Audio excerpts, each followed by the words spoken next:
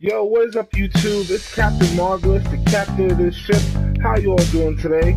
I'm back with another episode of Brooklyn Nets MyGm. What we're gonna do in this episode is we're gonna sim a few games.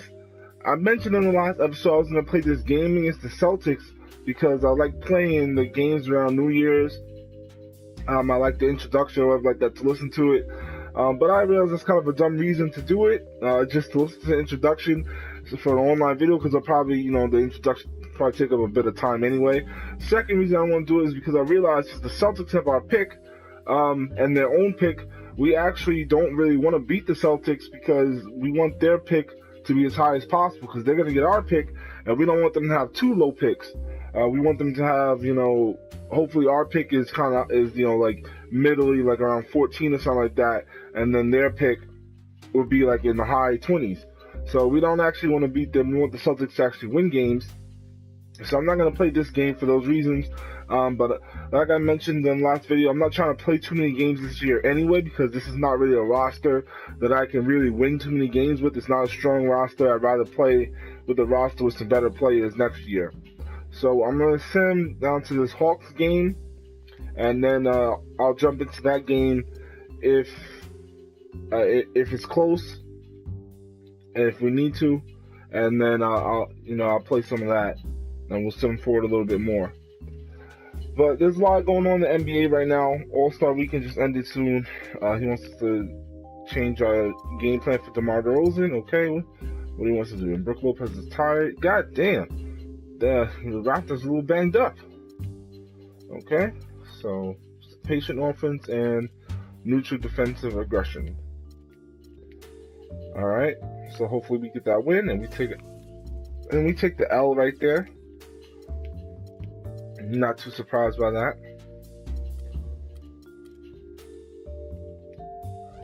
Okay, we're going to the coach game plan. Change that once again. I don't know why it's changing our global game plan when I set a game plan for a specific team, because it should be here under the Raptors.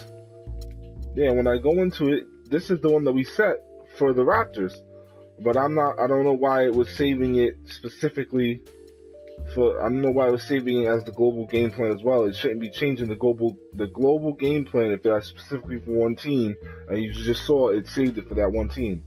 So I don't know if that's just a glitch in my game or if it does that with your game, but whatever. But when they ask you those things, it's supposed to set up a game plan for that specific team and not change a global one.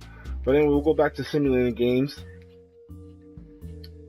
Okay, we do not need Omri Caspi, even though this is a realistic trade, so that would actually be pretty good if we did it, in terms of, keeping things realistic, but it's not something that we need to do. And I would say simply business, because I still need to make more trades, and it makes the other GM's trust go up. It makes our owners' trust go down, but we need those other GMs to trust us a lot, because that means they'll offer us better deals. We're going on a little bit of a losing streak here, actually, by the way, with three-game losing streak, but after we make some more trades, in the off season and whatnot, and you get the team kind of more in the direction of where I want it to be at, then I could start saying, that I'm upset that the rumors leaked out, so that way it make my owner trust go back up, because we will not need the other GMs as much. Hollis Thomas is injured with a sprained right toe, so I'll have the coach handle that. But yeah, there's a lot going on in the NBA. A couple trades went down yesterday, a couple minor trades for the most part. You had the Pistons and the Magic do a trade. Let's see what's going on right here first. What's the cutscene? Okay. Chris Anderson's returned from his twisted ankle.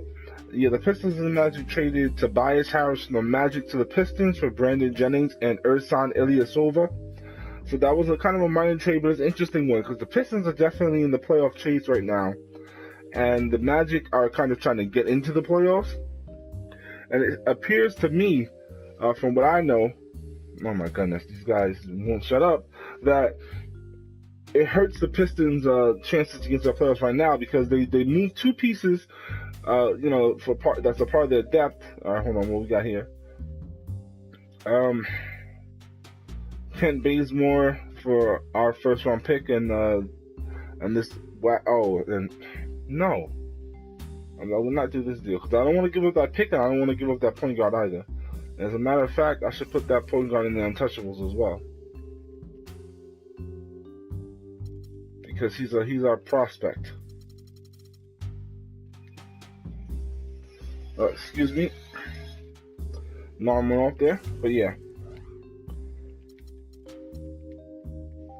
And it gives up two of their pieces, their backup point guard in Brandon Jennings, and their starting power forward in Ersan Ilyasova. So giving those up for Tobias Harris, who's a nice prospect for sure, a nice player who can help them down the line. You're giving up your depth, because now you're going to have either the very old or the very inexperienced Steve Blake or Spencer Dinwiddie running your backup point. Even though Brandon James was not lighting the league on fire or anything like that, you have to assume he'll get better as the year goes on, and he's more healthy from his ACL tear last year, and he's once again, he's not too old, he's not too young like those other guys that you have to back up. And it just seems like it makes more sense to hold on to him and your starting power forward, who you need to space the floor next to Andre Drummond for your playoff chase. Now you're gonna get a guy like Tobias Harris, who's young with a lot of potential. He can play the 3 or the 4. I know he can play a little bit of 2 as well. But in order to do that, you're gonna give up. You're going to lose your ability to space the floor with Ersan Ilyasova, because Tobias Harris is not a very good three-point shooter, not nearly as good as Ersan Ilyasova, and obviously he can't run the point. So that's kind of a weird trade for me for the Pistons. It seemed like, kind of a move for the future that's going to harm them now, when you think that they want to make the playoffs, because they're in the race to do so for the first time in a long time. Okay, so it's kind of close right now. Looks like we're going to get blown out. I can't come back from winning 20 points down. So we kind of collapsed in the fourth quarter. So we'll see what happened there. We'll see what happens now. Okay, let's go back out and look at the box score.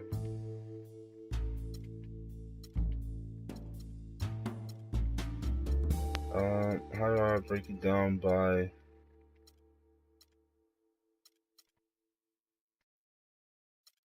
Okay, it's not letting me break it down by quarter. I guess you have to actually play the game to be able to break it down by quarter. So I can't really see where we went wrong in that fourth quarter. But it looks like we just shot poorly from the field in that fourth quarter, because we shot 11% for 3 and 38% overall. So I'm gonna just assume that most of that happened in the third quarter. And we won the battle with fast breaks, and our bench got completely outscored. So probably what happens, the bench winning in the fourth quarter and the neg. So if that happens, our record is 11-30. Is definitely not a good record, but we didn't expect to be a very good team. And the Hawks are picking up steam, so that's not good. They just now entered the playoffs, as you can see here from the playoff picture. But yeah, so that's unfortunate. But yeah, the Magic and the Magic's on their side of things with the trade that they did, they're going to get a backup point guard to help them this year, the same way that Brandon James was helping the Pistons. He can help the Magic, and Ersan Ilyasova, he's a guy who can shoot the ball from the power forward position, so that has some value, especially they're going to trade away Channing Frye, which they're trying to do, that helps them. Here we are, award races. Let's check this out right here. Something I didn't notice. Shout out to Mike Conley for winning Player of the Eastern Conference Player of the Week for the week of November 29th through December 5th.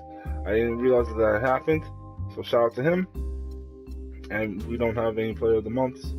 Okay.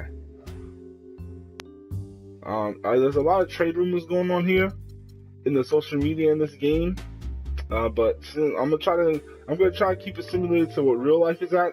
So even though Kevin Love is in the trade rumors in real life, I noticed some for. Oh wow. Okay, so they traded him already.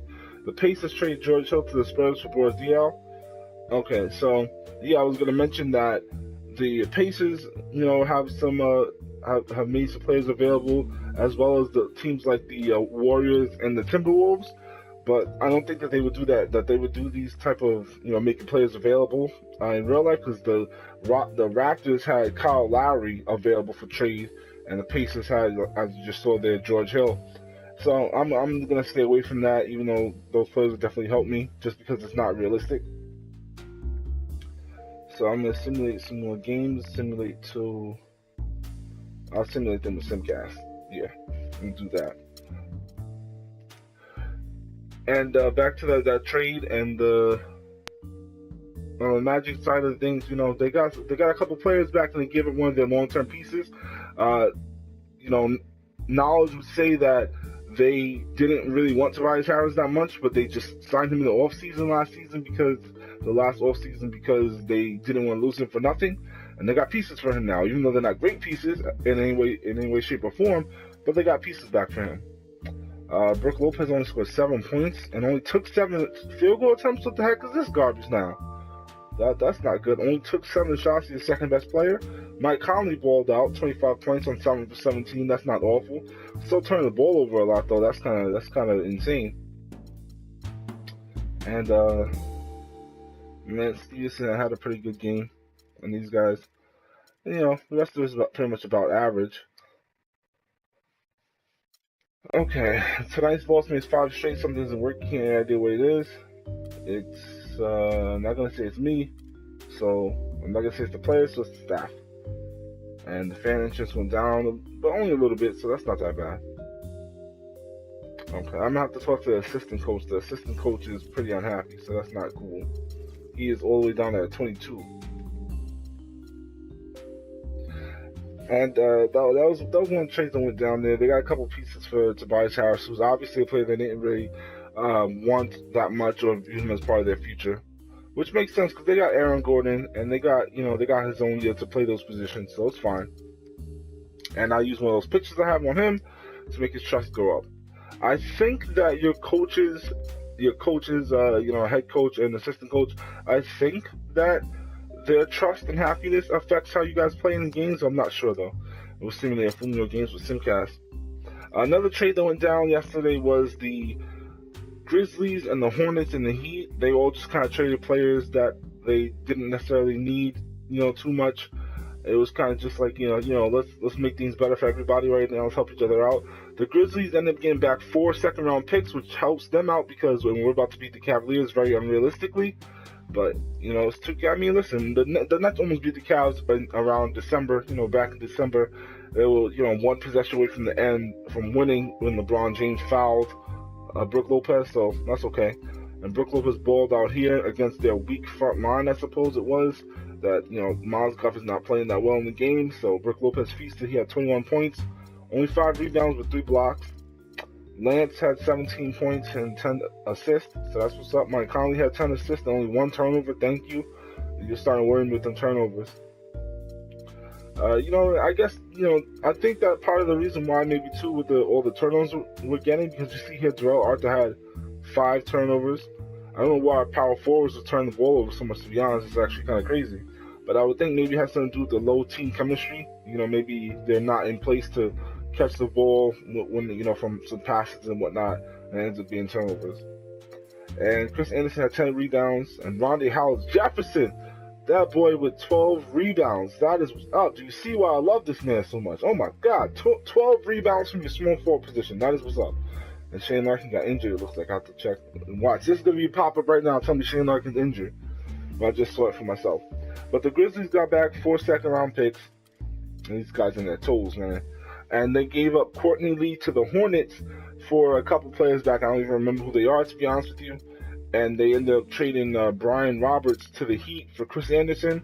Just because Chris Anderson is making $5 million this year and Brian Roberts is making like $1 or $2 million. So the Heat's gonna save some salary cap money by doing that move, and they're gonna move on from Chris Anderson there, which we knew they wanted to do anyway from earlier last year. So I'm gonna sim this right quick, and we win this game against the Jazz. That's what's up. Mike Conley had 26 points, 11 assists, but turned the ball over 5 times. Brook Lopez turned the ball over 5 times. My God, these turnovers, man, they're just disgusting to look at. But Brook Lopez had double-double with more rebounds than points, so that's what's up. Darrell Arthur shot efficiently from the field, only 1 of 3 from 3, which is not really good because that's what we got him on the team for, is to shoot threes. And Lance had an okay game. Rondae had 11 points, 8 rebounds, so that's what's up. Chris Anderson, for an old guy, who's not, who's a low overall, 74 actually. His overall's actually going up since he's been with us, so that's good for him. I'm happy for Chris Anderson. He probably might even retire after this season, to be honest with you. He can still rebound, man. He's getting a nice amount of rebounds for us basically every game, so I'm happy for that. So we come out of here. Let's check on our let's check on our picks real quick. How they're doing. Okay, the Hawks, it looks like the Hawks are out of the playoffs because we got 1, 2, 3, 4, 5, 6, 7, 8 teams. Yeah. So Hawks are back out of the playoffs, so that's what we like to see. And the Wizards are, they're still way down here in the rankings, so that's good to see. And the other team whose pick we have is the Golden State Warriors, and they're still at the top of the league. Gosh darn you, Warriors. Gosh darn you. Why you have to go and play like you do in real life right now in this simulation? So picks are doing okay. So I'll leave it there for now. I think maybe next episode I'll send them up to the All-Star break. Please leave a like. Please leave a comment. Subscribe if you haven't already. And I'll be back with more episodes of Brooklyn That's MyGm. Peace.